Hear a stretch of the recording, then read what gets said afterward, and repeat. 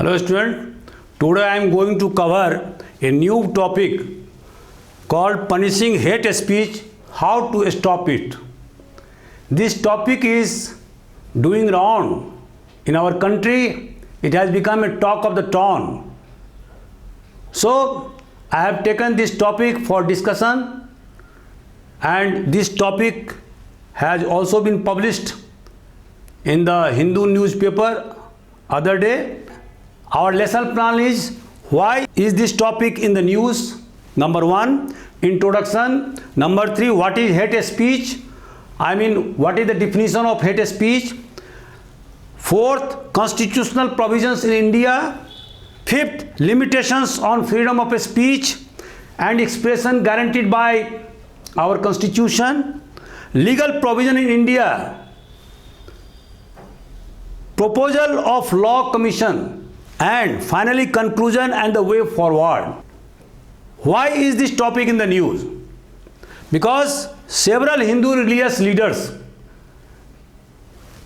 held a conclave at Haridwar and spoke inflammatory, derogatory, provocative speeches, spoke for the organized violence against Muslims, like Myanmar cleansing operation in case of Rohingyas, and said to government, if it doesn't convert India into a Hindu Rashtra, and if the government doesn't fall in line, then they will wage a war like 1857 revolt during the British period. So similarly, Hindu saint Kalicharan Maharaj used vituperative language against Mahatma Gandhi, the father of nation, and eulogized, praised Nathuram Godse, the killer. That's why several political leaders, the responsible citizens of India, demanded from the government of India, from different states, that stringent actions should be taken against these ultra groups. Because of their hate speech, atmosphere of Indian society is getting vitiated. So these are the important incidents that occurred in previous days, and that's why I covered this topic. Now, under introduction, what is hate speech? What are its fallouts? Number 1, hate speech intends to increase tolerance. Our society is based upon the principle of tolerance. Now, hate speech is meant to create division in the society, to inculcate intolerance among different sections of society. An extremely derogatory form of communication is attributed to these ultra groups, religious groups. And next, lead to discrimination, violence, hostility in the society, and which may give to terrorist activities. These hate speeches are very negation of the principles enshrined in our constitution, which speaks for liberty, equality, fraternity, which speaks non-discrimination on the basis of caste, religion, creed, color, place of birth, sex, which speaks equality of all before the law and equal protection of law, whether he is a citizen of India or whether he is not a citizen of India. These hate speeches are very much against the spirit of our constitution, which want to establish a socialist and secular democracy in India. 4 factors that causes hate speeches. Thrill seekers, those elements who want to indulge in hate speeches out of the excitement. Just their name should be printed in newspapers, he may be known to media persons and consequently to the people of India. And so, out of excitement, such vituperative languages are spoken by these thrill seekers. Number one. Number two, defensive, to defend and to protect their own interest. Number two. Number three, retaliators who react in response to certain action by another religious groups, another ethnic group, another linguistic group. So in retaliation, these ultra religious group make hate speeches to the detriment of the society. And lastly, mission, drive by the desire to attain some vested in motive. And for example, what I have narrated earlier, that these Hindu saints spoke vituperative languages. They threatened the government of India that the secular fabric must be torn asunder and a Hindu Rashtra should be established in its place. So they have no confidence in the Constitution of India. They want Hindu Rashtra to the exclusion of other religious community.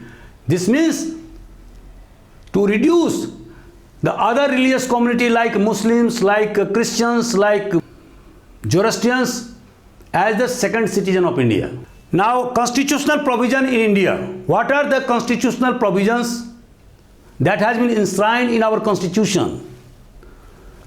Preamble of our constitution speaks for liberty, equality and fraternity.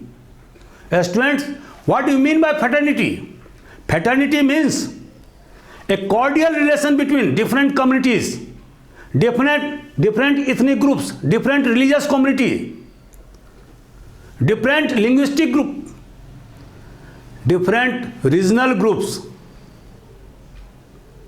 And secondly, among the community of nations, we must have a goodwill, a cordial relation, a friendship among all nations, as has been written under Article 51 of the Constitution in Part 4. So,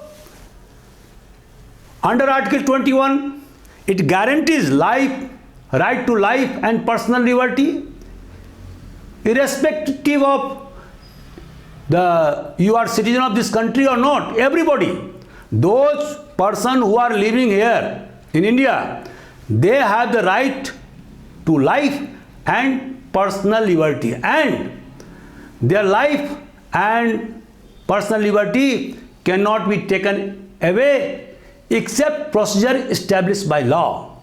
Secondly, both citizen and non-citizen under Article 20 enjoy protection from self-incrimination, from double jeopardy, from ipso facto laws. That means no laws can be operative, particularly the criminal law, from retrospective effect. And under Article 19, what we see, there are 6 right to freedoms, and I am going to narrate this. These right to freedom under Article 19 include right to freedom of speech and expression, right to have assemble peacefully and without arms, right to form association, union and cooperative societies, right to move freely throughout the country, throughout the territory of India, right to reside and settle in any part of our country, and finally right to practice any profession, business, trade according to one's choices. So these are the 6 right to freedom given by the Constitution of India to the people of India. What is freedom of speech and expression?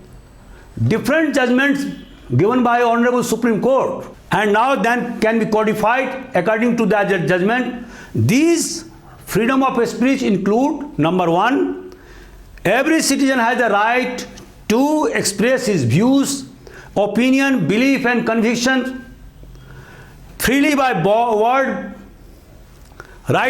writing, printing or any other form.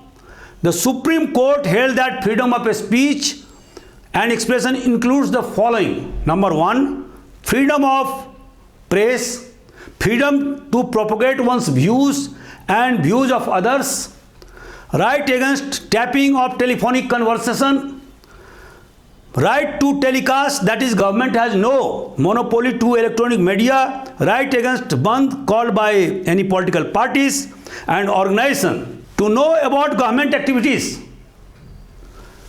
right against imposition against the pre-censorship on a newspaper, right to demonstrate or picketing, but not the right to strike.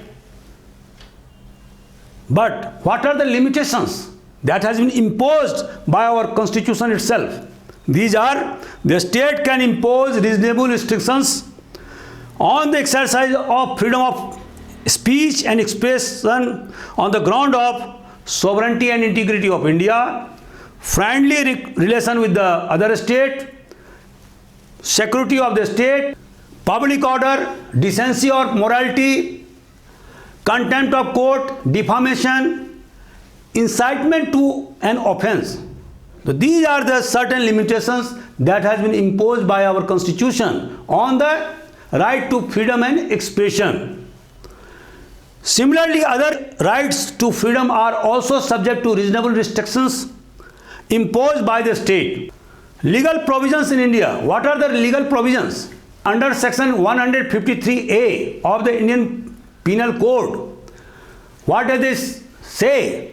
Promotion of enmity between different groups or grounds of religion, race, place of birth, residence, language, and doing acts prejudicial to maintenance of harmony is an offence, punishable with 3 years jail term if these acts are committed in a place of worship or religious congregation or assembly where the religious ceremonies has taken place. That imprisonment may be enhanced to 5 years jail term. Under section 505 of IPC, the statement, publication, report or humor is such that promotes mutiny by the armed forces or causes such fear or alarm that people are induced to commit an offence against the state or the public tranquility, or to incite any class or community to commit an offence against any class or community, has been made a jail term up to 3 years. In addition to above law, there are other legal provisions which prohibits hate speech. That's Scheduled Caste, Scheduled Tribe Atrocities Prevention Act, which was enacted in 1989. It has a specific provision where it says that if a member of Scheduled Caste or Scheduled Tribe are tortured or harassed by those persons who are not Scheduled Caste or Scheduled Tribe, they will be punished for 3 years. And these acts, I mean Scheduled Caste and Scheduled Tribe Atrocity Prevention Act, have no provision for anticipatory bail. Government has established a special court, a special prosecutor, and if a person is accused of this act, will not get the advantage of good behavior under section 360 of CRPC, where the punishment is reduced or commuted. So there is no provision at all. So this is a very strong law that has been made in India. The provision for compensation to the victims has also been provided in this act. Collector, Superintendent of Police and officers in charge of tribal welfare are members of the monitoring committee in each and every district, and every atrocity or harassment of scheduled caste or scheduled tribe is monitored by this monitoring committee, and then specific actions are taken by this committee for the betterment of victim or the vulnerable sections of our society. Next is Protection of Civil Rights Act 1955. As you know that under Article 17, the right to untouchability is a fundamental right. Now, if a person indulges in untouchability, for him, Protection of Civil Rights in 1955 was enacted to punish them, those who are indulging untouchability against the scheduled caste and scheduled tribe. Similarly, Custom Act 1962 prohibits the import of materials or published books which have inflammatory or derogatory statement within it. So government would not allow these books to be imported into India. Indecent Representation of Women Act was passed in 1986 to safeguard the self-esteem of women. Similarly, Religious Institution Prevention of Misuse 1988, National Security Act 1980, Election and Hate Speech People's Representation Act 1951, where all these acts were enacted to safeguard the interest of weaker sections of society, or those who are indulging in hate speeches, those who are creating bifurcation in the society on the basis of language, religion, caste, creed, color, sex. If a person indulges in religious provocation during the election time, his candidature may be forfeited under Section 25 of the Representation of People's Act 1951. Similarly, Cinematograph 1952, Cable Television Regulation Act 1995, Press Council of India 1978, it monitor the excerpts of articles written in the newspaper criminalizing hate speeches under IT Act 2000, UAPA Act 1967, which has been made very much stronger to fight out terrorist activities, Unlawful Activities Prevention Act, and similarly sedition law under Section 124A of the IPC. All these are legal provisions to deal with the divisive forces, hate mongers. So there are multitudes of legal provision in our IPC or in different laws. Now, what are the proposals of the Commission, Law Commission? It proposes that separate offences be added to the IPC to criminalize hate speech instead of being subsumed in the existing section concerning derogatory and inflammatory speeches. It has proposed the two new sections 153C and section 505A in the IPC. Similarly, MP Bej Badua Committee and TK Viswanathan Committee proposed to add sections to the IPC to punish acts and statements that promote racial discrimination or amount to hate speech. Conclusion and the way forward: that controlling hate speech in a diverse country like ours is a very difficult task, requires more than mere enactment of laws. As I have already told you, there are so many laws existing in our law books like Indian Penal Code and Constitution of India, minor acts. Requires more than mere enactment of laws. It requires effective healing of communication, gaps in the society, what we find? We find that even in a village, people of different castes are residing there. But what we find? We find that different caste people have no communication with one another. This is a very, very wrong thing. A kind of ghetto has been formed in villages and towns where there is a lack of or lapse of communication among different communities. People of Hindu community seldom know about the principles of Islam, and similarly Muslim communities seldom knows about the philosophy of Hinduism, and this is applicable for other religious people also. So the need of the hour is to bridge the gap of communication between different communities and to settle the disputes by dialogue, not by resorting hate speech or by resorting violence, because in our democracy there is no place of violence. If we wreak violence in the society will be very much disturbed and it will be a stumbling block for our development. So quality education and efficient debate in a healthy democracy is a prerequisite to tackle the fundamental cause of hate speech.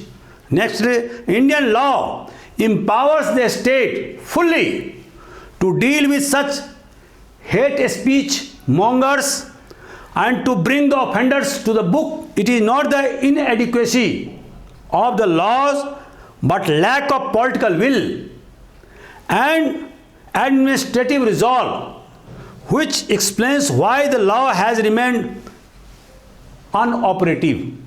So, as I have already given you the list of numerous laws that are in existence in our law books, Indian Penal Code and different statutes, constitutional provisions are full of provisions that can deal with these hate mongers.